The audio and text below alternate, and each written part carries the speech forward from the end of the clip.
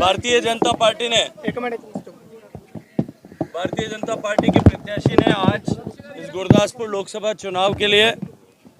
अपना नामांकन पत्र दाखिल किया है।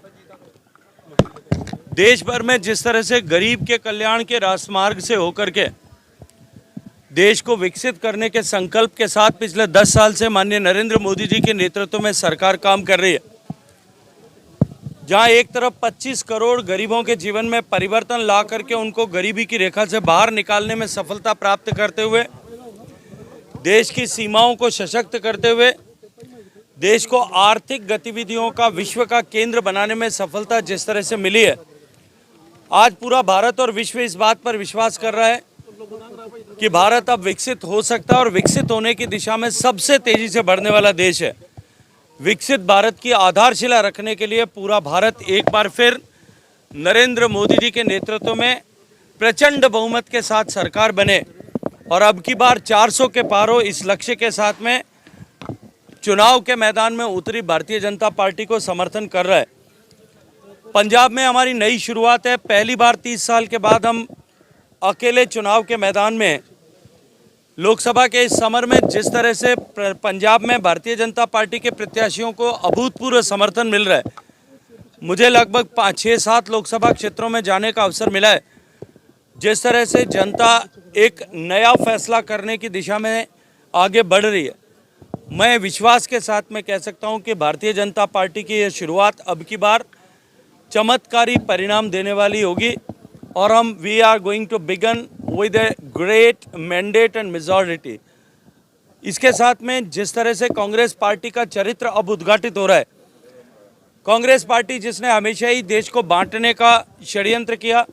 अपनी सत्ता लोलुपता और अपनी महत्वाकांक्षाओं के लिए, अपनी महत्वाकांक्षाओं की पूर्ति के लिए जिस तरह से कांग्रेस पार्टी ने देश को बांटा, आज़ादी के समय देश का विभाजन किया, देश को जाति, भाषा, बोली, धर्म, मजहब, ऊंच नीच, अमीर गरीब के नाम पर विभिन्न पूजा पद्धतियों के आधार पर बांटने का षड्यंत्र किया और अपनी सत्ता को प्राप्ति के लिए देश के सामाजिक ताने बाने को तोड़ने का काम किया था, ये जग जाहिर है। लेकिन जिस तरह से सैम पित्रोदा ने बयान देकर के कांग्रेस के रेसिस्ट चेहरे को उजागर किया, उसके बाद में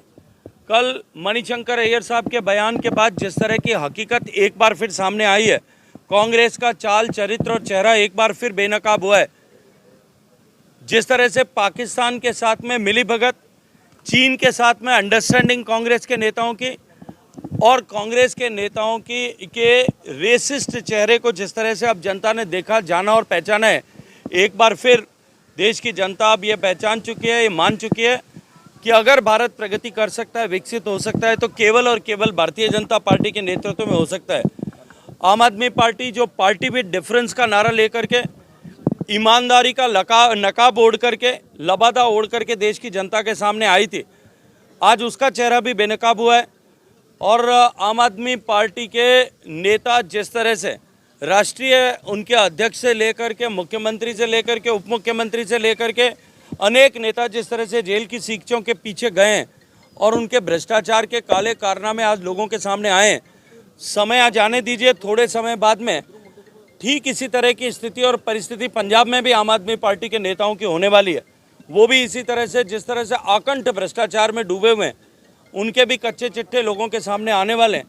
पंजाब की जनता ने विधानसभा के चुनाव में जिस तरह से पलक पांवड़े बिछा करके आम आदमी पार्टी के नेताओं का स्वागत किया था और उनको सत्ता में आने का अवसर प्रदान किया था, आज पंजाब की जनता त्राहिमाम करती है, अपने आप को ठगा हुआ महसूस करती है, अपने को धोखा हुआ ऐसा महसूस करती है, अपने साथ धक्का हुआ है ऐसा महसूस करती है। और पंजाब की जनता एक बार आम आदमी पार्टी को सबक सिखाने के लिए भी इस लोकसभा के चुनाव में भारतीय जनता पार्टी को आशीर्वाद देने वाली है। मैं विश्वास के साथ में कह सकता हूं कि कमल खिलेगा, गुरदासपुर में भी खिलेगा और पंजाब में अनेक लोकसभा क्षेत्रों में लोग विस्मय करें ऐसे परिणाम आने वाले। अरविंद केजरीवाल को जमानत मिली। देखिए, कंडीशनल बेल टिल 1 दी है, 2 तारीख को वापस सरेंडर करना है। ये इस बात का परिचायक है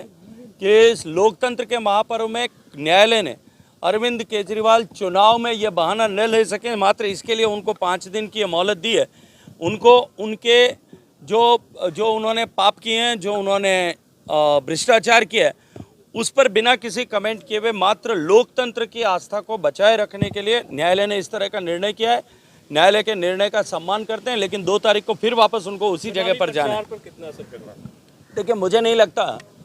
आज के इस ज़माने में, जब देश की जनता इस मीडिया के युग में, सोशल मीडिया के युग में, इलेक्ट्रॉनिक्स के युग में, जब टेक्नोलॉजी के इस युग में, जब हर विषय को ठीक से समझती है,